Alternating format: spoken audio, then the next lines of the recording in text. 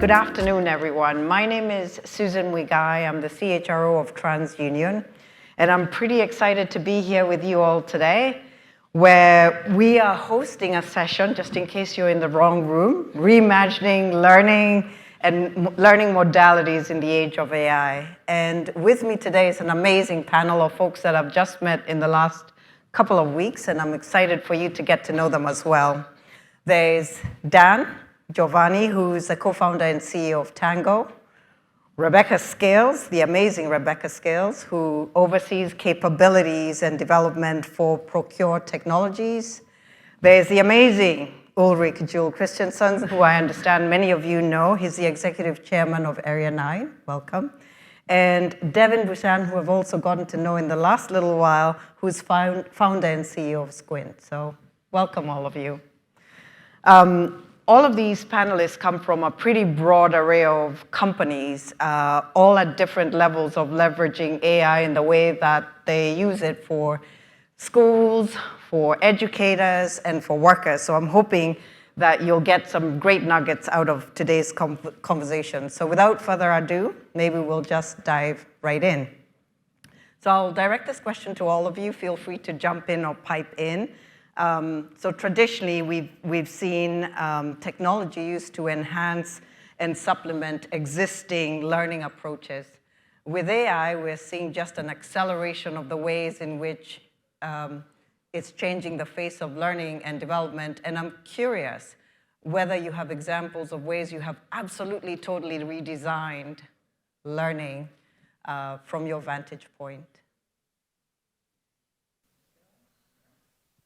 Sure. So I think that that the generations of AI that the world has seen over the last couple of years are just a more accentuated thing of what some of us have seen for the last 2 decades. That there are breakthroughs that have fundamentally changed. Like when we got computers to behave more like humans, and when you try to learn on your own, we built the early adaptive systems. That's actually an example of domain-specific AI that profoundly changed the way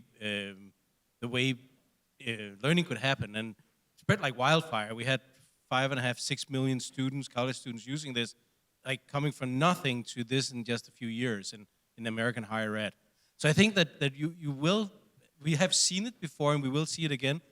I will say though that one of the things in my mind, and all the discussions we all are having right now, but a lot of the ones I have are around, hey, let's be careful here. Like, let's not run around with a hammer looking for nails. Like, this is a really powerful hammer for some nails, but not everything are nails, for sure.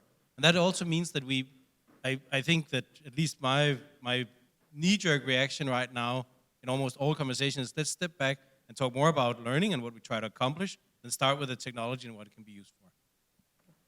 Yeah, so I am a consumer of many of the products on this stage, or will be soon, hopefully. And when we think about new technology like AI, I think we need to rethink how we are thinking about learning as well. We have an opportunity now in this age to do things differently. If we just make the new AI tools fit into our old mindset, we're not going to get anywhere, right? And so let's think about that really quickly. If we think about the way that we have thought about skill development and upskilling our people in our companies, if we think about how we've done that in the past, can we say that we have been successful in upskilling our people? And how do we do that? So when I go into rooms of learning and development professionals, so I do capability development, and that's my title for a reason, because I don't do the standard learning and development. I think differently about what I do and upskilling people. So if we think about our old ways and we think about, what could we do that could actually prove that someone has improved their skills by taking a series of courses or something like that, then we have to break down what they're learning into skills and sub-skills to be able to determine, did they actually improve? And we have to have evidence of it. One of the plagues that we have in learning and development is we have people who show up into our training sessions. They watch, they listen, they may participate in a discussion, and then they walk away, and we have no idea what they're actually taking away. We have to have a way of them giving us evidence of what they've learned. And if we can't do that, then we can't prove that what we're doing is actually learning. So again, when I walk into like groups of people with L&D in their name, like learning in the title, I ask the question, well, what does learning mean? What's the definition? And I often get a room of silence. And then I said, then what are you measuring? We're measuring NPS scores. We're measuring survey results. If we continue to do that in the age of AI, I think we're not using the technology to its truest benefit, right? We have to rethink our whole paradigm and how we're thinking about skills and skill development and learning and development. So I can go on and on. I will stop there. We can. Thank you, Rebecca. Dan, would you like to pipe in? No, I mean, that's so well said. And if anybody, if you've ever heard Rebecca talk, it's a treat. And once you get her going, she can go. But it's well worth the listen.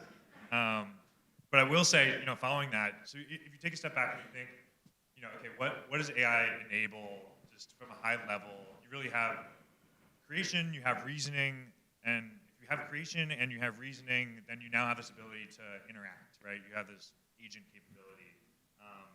And if you think to other technological advances, mobile, cloud being most recent, cloud really enabled you to improve software itself, but not really other services being provided outside of just the software. And what AI fundamentally enables is, because you have creation, because you have reasoning, you can have these new interaction models. And in the world of skill development and workforce training and workforce learning, if you will, you have this ability to, like Rebecca's saying, go far, far beyond NPS, surveys, these traditional methods of how measuring how you're helping your workforce. So as far as modalities, I think it's much more for the workforce. It's much more in the flow of work. For K-12 and other educational areas, it's much more adaptive technology. But you're really able to take more of these inputs and provide new interaction models that haven't been.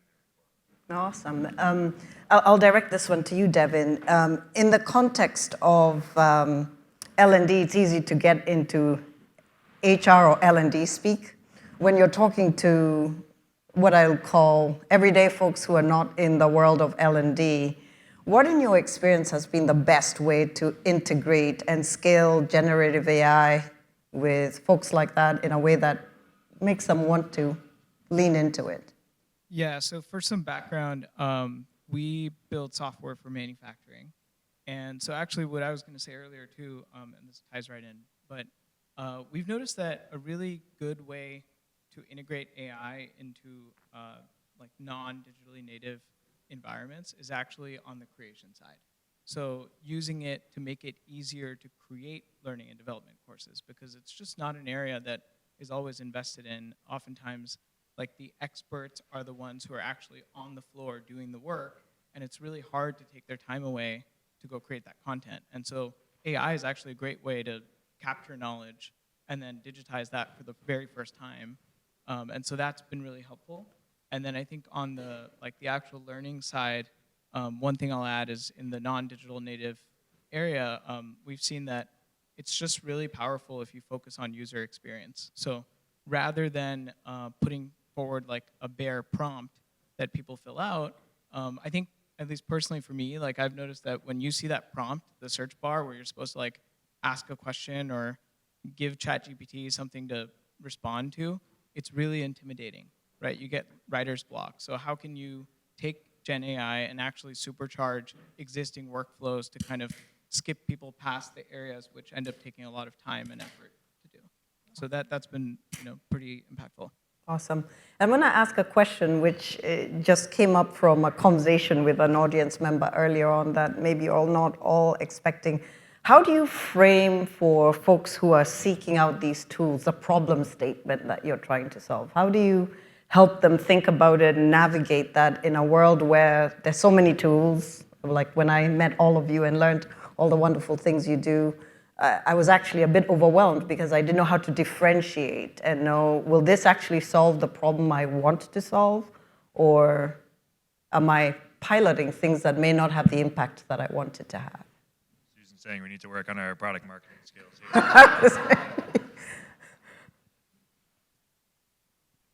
So, boy, that is such a loaded question for me. So, what I have found is in corporate learning and development, we have a very severe lack of understanding of technology in general. Okay? And so that makes learning and development professionals very vulnerable to so many companies out there that are calling what they do AI. We must be educated in technology as learning professionals. There are plenty of free courses out there that you can take. There's a lot of YouTube stuff out there. We have to understand what it is that we're looking to solve for, right? And if we don't understand how technology works, we can get sold a bill of goods. And we are oftentimes, because the vast majority of us have terrible learning management systems in our companies. So, I am not an LMS fan, by the way, for lots of reasons. So, we have to understand that piece. And then if it comes to defining what we're looking for, if we can define like the categories of the things that we know that we think we need, and then go to the companies here at GSV, the people who are building the products, and say, what do you have that can begin to solve my problems? And how do you do that? That's really the start. But again, you've got to understand technology. You don't have to be a programmer. You just have to understand how it all works, have a conceptual understanding, right? You have to have a data layer of some sort. How much data do you need? Then you've got to have some way of getting the content out to people. Okay, well, what does that look like? How can that be? Do you have people who can do some of this work, or do you have a team of one like me with 1,300 people that I serve, right? So you have to understand the needs deep down, but you also have to basically understand the technology. So So I think to your original point around, do we in corporate L&D even measure anything? So I'm very close to strategic discussions on several large universities, including one I'm on the board of. And I would say that if colleges and universities do not have it as priority 1, 2, 3, 4, and 5, that they need to do something really fast, they're losing it right now.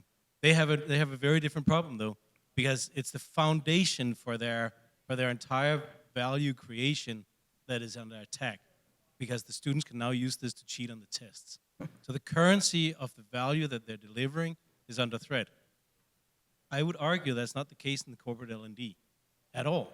In corporate L&D, where you have the luxury that almost anything we do can probably be considered better on a relatively short horizon. The big problem right now is what happens if somebody actually is able to benefit from the quantum leaps that this kind of technology could potentially give us. If you think about how many companies that was made obsolete over the last 20, 25 years, with the kind of technological advancement we've made, the largest companies in the world built on these breakthroughs, how many who at the same time must have missed the boat because it was okay, it was good enough. And in corporate L&D, the good enough, I just spoke to a former colleague today who was in, I think it was transportation training, and he said there is no appetite for trying to improve anything because their clients were, no, it's fine, it's good enough. That's the thing that will change, but it's not nearly as evident as it is in higher ed, where if you don't change right now, you have a problem at the next season for the exams. And therefore, I think that it's back to, unfortunately, it's not initially a discussion about AI versus not AI, technology versus not technology.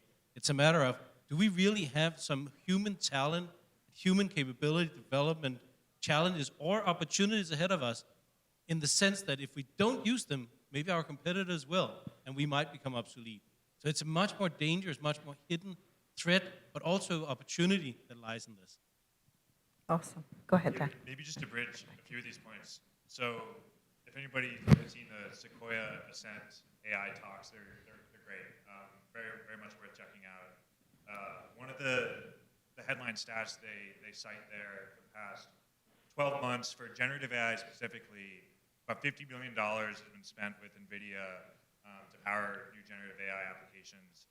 only about 4 billion to their estimate that actually made it in terms of revenue to generative AI products and companies. So we're not doing a very good job translating all of this AI spend and AI effort into end user value and products that people are putting into workflows and into changing their companies and schools, education systems, et cetera. And I think it goes back to what Rebecca was saying. It's like you have to start with rethinking learning. You have to understand where you're trying to apply and have as clear an understanding as ever of what you're trying to change or what experience you're trying to create.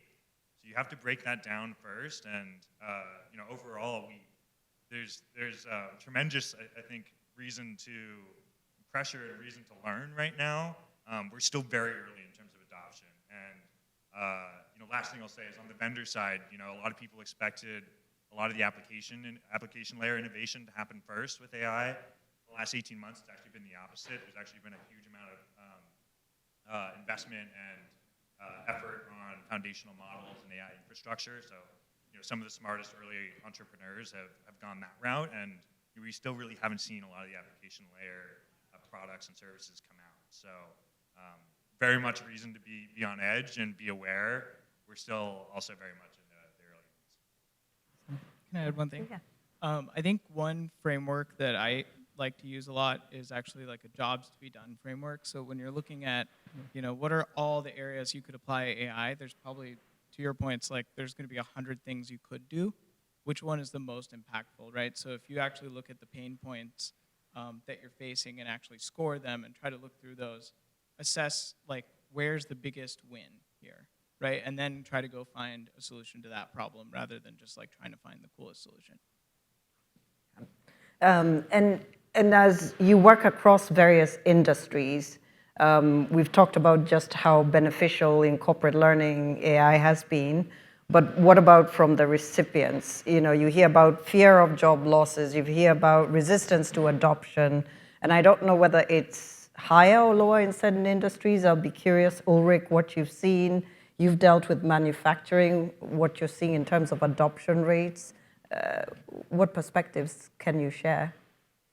So it depends probably on whether we're talking about AI in general, because if we look at the previous generations that are not being succeeded or trumped by these new ones, it's just a different kind of problems the next generation AI is solving. The previous ones have all been in high-risk, high-reliability areas, in areas where it actually mattered whether learning worked. And I think that should serve as a reminder to all of us when we look at our own training programs. Are we actually designing them like lives were at risk, or are we just doing it because it's good enough? And I've been doing a lot of research for a book on this that we're writing right now. I'm writing it with Tony Wagner. And one of the shocking things is that the best examples we've found are almost always correlated to the consequences of training not working. In other words, do people die or not? And I think that's been the classic approach, but I think the classic area of success. But what is happening lately is that, as you just said before, the reason why you've been more hesitant, or some areas have been more hesitant to go this direction if lives were not at risk, is the investments have been enormous. And that's where we're going to see that at some point we had like thousands and thousands of people working on developing these kinds of products at the big rush about 10, 15 years ago in higher ed. And it cost, like there were competitors of ours that were charging $750,000 to $1 million to develop a higher ed product. Those costs are down to about $1,000 now. That's like, think about it. How many times in history do we see a 1,000 times cheaper development of something within a decade? It's unheard of, right? When we begin to see these things, we may actually open up completely different set of opportunities. I just want to end by saying, I think the most important thing to where you look for the opportunities is, let's not make the same mistake again, that we're thinking about how technology will impact teaching by thinking about technology looking like a teacher as a robot in front of a blackboard in a classroom with kids behind tables. Like, we have a habit as humans of thinking about how to make faster horses instead of refactoring everything, and maybe learning happens in a completely different context, and we can refactor that to get something. And I think that's where we find the really, really valuable pockets that will work better, and where the first examples are. Yeah, I can share, like, I think that's a really good point. From the manufacturing side, I think what we've seen is they're really focused on what problems are we solving? And so again, it's like, rather than thinking about job loss, the concern is more like, hey, people are leaving because they don't have confidence in their ability to do this work, right? It's a safety issue. There's quality issues downstream of that.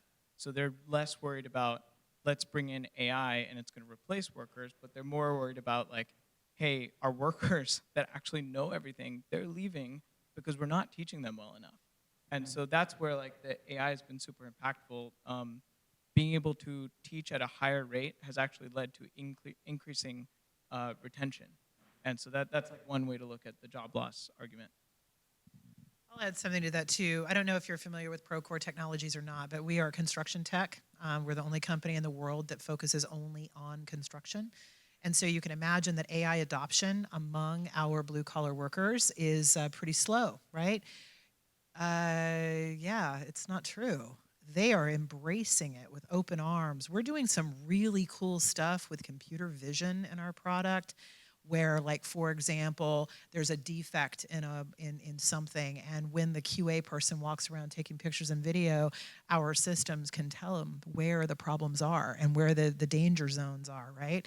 Really cool stuff. And so people who you would think are not ready to adopt AI technology are embracing it, right? Rather than being scared of it, how can we use it to the benefit? Look, there's work that I'm doing right now at Procore that used to take me over a year to complete that I've been able to complete in under 6 months because of AI, because of generative AI. That's building out skills frameworks. That is building out like courses. It is like, and we're talking about like evidence-based learning. I was never able to do this, and I had to have a team. I don't need a team anymore. Now, talk about jobs, right? We have to diversify. We have to learn the technology so that we can keep our jobs in learning and development, because there's a lot of tools out there that are kind of doing an instructional designer's job. Let's just be real, right? We have to go above and beyond that. We have to learn beyond that. And we also have to learn what the limitations of AI are, because AI cannot do everything. And if you look at the background of Gen AI and you really understand it, you also understand what the limitations are. It's not going to take over our thought workers, right? We just have to get smarter. We have to understand what it's doing, use it as our tools to propel us forward. If people in construction can adopt AI, then we can too. We just have to be able to articulate what it is that we need it to do for us. And then be able to articulate that to our entrepreneurs that are like sitting on this stage and others in the GSV to tell them what we need, right? But we have to be able to articulate that. Yeah. And as many of you entrepreneurs who've had to create product to meet a need, the job to be done that you spoke about, when you think about your journey to get to where you are today, are there significant pivot points you've had to make, or learnings or aha moments that you've had to say, ooh, I need to do this differently because there's a fundamental issue I'm either not addressing, or it's just better to do it this way or faster, or cost-wise too, which is a consideration for many. What can you share? Maybe I'll start with you, Dan. Yeah, I think I've got a pretty good example of this actually, and people like Rebecca have been able to help us figure this out along the way. But Tango, we actually started with an automatic documentation product, right? And it helps anybody create how-to guides, work instructions, SOPs. And it very much, in a lot of ways, reduces the need for a big training team to plan out years ahead of like, okay, we're going to do a large software rollout or a large process change project. We can now do this way faster with a tool like Tango. As AI started coming out the last year and a half, 2 years, there's this almost question of will documentation need to exist? And we're an early stage company, and we look at that and we're like, crap. The arguments are that, well, if somebody can use chat UX to interact with software from this point forward, why do you need to actually teach them how to use the software? And so there was a month or two there when ChatGPT came out, and it was like, okay, is this going to threaten everything? How fast is AI going to move to the point where how people are working? How much is that going to change? So what we did in reaction, and thinking about, okay, well, we're really providing a product that's bringing a lot of value to people today, and as they go along their technology journey, is still very valuable. But we decided we need to bring instructions and enablement, much more in the flow of work where people are actually doing their job. So for that's, for our product and for our end audience, that's in the tools that they're working in. So that's CRM, ERPs, marketing automation tools, et cetera. And so we took the same technology that we're using to create static PDF how-to guides, if you will, and tried to create our version of a Copilot-like experience. And for us, it's a digital adoption product, but it's in-app guidance and bringing all of that, much more in the flow of work and potentially taking a lot of what folks have been doing in L&D and classroom training and saying, no, that now needs to happen more on the job because technology enables you to do that. You can learn much more in the flow of work while you're doing your actual, jobs to be done and your actual day-to-day than, in a separate environment altogether. No, thank you for sharing that. Any other examples anyone would like to call out? I can share.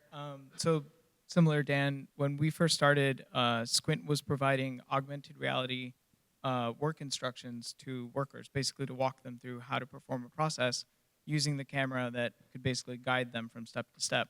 But this was, this is pre-ChatGPT, the first version of Squint.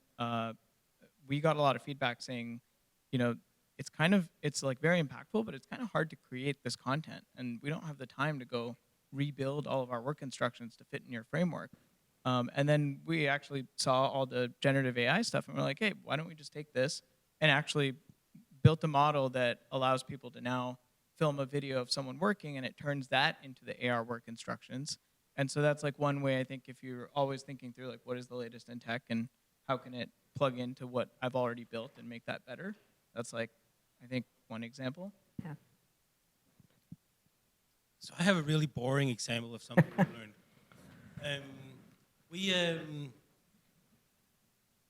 This is the fourth or fifth like major tech hype cycle that we're in. We've been in this for like 25, 30 years. And one of the things we've made over and over again is we get distracted. That we see companies popping up in education, and I think maybe education is worse than other industries, but companies popping up claiming that they can be everything for everybody with the technology they made overnight almost for a few $1 million. And every time we've gotten distracted with this, we've lost part of the plot in some ways, which is education is hard in many ways. Like there are a couple of people in the room, particularly one, who realize how hard it is to actually make software for banks. And unless somebody does that, like there is actually a problem. They promised us they actually threatened us that it would be really hard and we would regret ever started working with them. And we regretted it a number of times, but then we came to our senses and continued. And he's still laughing. But the thing here is like there is something in education where we've underestimated it over and over again that there is a need for more than just scratching the surface. So I would say that if there is something to be learned both from this hype cycle or from this hype there is around it, which is there are so many other really hard things that requires real attention in education that I hope we also as an industry might become better at actually measuring the impact of what we're doing. And one thing is that it's AI, but another thing is just because it's AI, is it then validated? Does it have an impact? Does it make us accomplish our goals? That kind of stuff. And for me, that's probably the one thing that we've been trying to get also some of the larger structural players to convene around, which is we probably need to mature as an industry so that we can begin to trust it. Because my old profession, I'm a physician by training. Like you don't start sending a drug to market without proving that it works, right? You're not telling anybody that why don't you use these leeches? They will remove everything, like all of your headaches, right? Yeah, right. 300-400 years ago, but that's where in some ways we are. That's why I would just with the boring word of caution, that the one thing I would both have learned and I would encourage everybody to maybe try to adopt is like a little bit of common, healthy skepticism and the fact that education is still hard. I will not make these other hard things go away. Can I launch off of that? So something that I think is interesting is there's something from the 1950s called Bloom's taxonomy. Okay? It's old. But it's so relevant to today for so many reasons. Bloom's taxonomy basically shares with us a taxonomy of learning, right? At the bottom levels is knowledge and comprehension. That's what AI does really, really well. Why in corporate learning do we stay down there at the bottom of Bloom's? We have the tools now to get our people way up. Analysis, synthesis, and evaluation now, way up there in their thinking. That's what AI tooling can do for us. So let's identify what it can do really well, right? And use it for that. And not, and if we have teams that are doing nothing but that knowledge work down there, buy something like Tango that will do that work. An how-to guide can literally take a person 5 to 7 days to put together all of the screenshots and all of the instructions. I have used that product minutes. I'm not kidding. So now you don't need someone putting together how-to guides. You just need somebody who knows the application, who can go through and click through, and that's it. Just record their screen, and it picks up and does it. Brilliant. So if we know what the tools are, we can rethink how we put together our teams of learning professionals, right? And what are we going to focus on? We have an opportunity now to take our people to these amazing places in their thinking. We can do so much more, right, for our people now with these tools. So anyway. Awesome. I didn't pay Rebecca to say that, but I probably should. And I'm curious, in terms of basically how you focus or drive focus within an organization, we hear just about a number of ways that you can do this. One, start at the top, drive the mindset, and then go down, target the tech teams only, forget about the rest of the organization. What are you seeing? What's been the most effective? Which ways are you finding more effective, or doesn't really matter? Organizationally? Yeah, organizationally. Taking learning and development out of HR is a good start. Get the learning professionals out into the business so that they can actually understand the business, understand the people. That would be my first step. I think you could easily leave with a misconception based on what you just said, which is all the foundational stuff is not necessary in the future. I profoundly disagree with that. I had the privilege to look at thousands of curricula from everything from second graders to neurosurgeons and road workers placing road signs, more or less anything on the planet except hairdressers. And I think that no matter where we look, if I should look at what is humans' roles in what is our role in the future, that's much more around being able to make the synthesis and these things. But trying to do that without the components you try to synthesize, it's going to be really hard. So actually, I think we're going to see exactly the same trajectory as we've seen since the first industrial revolution in terms of how much knowledge do we need to store in our heads. It's not necessarily the same knowledge as the focus was 30, 40 years ago, but it was a huge advantage for a lawyer to be able to remember everything that was written in the various laws, and maybe even which page it was on, or which edition of some legal publications it was in. That's not necessary anymore. But the amount of stuff we need to be able to master to quickly move from big picture to small picture to associations to creations, all this stuff will require, unfortunately, I think, that we will need to learn more things ourselves as well. So we will also use just-in-time tools to do things. But I do think that, unfortunately, it's a both and.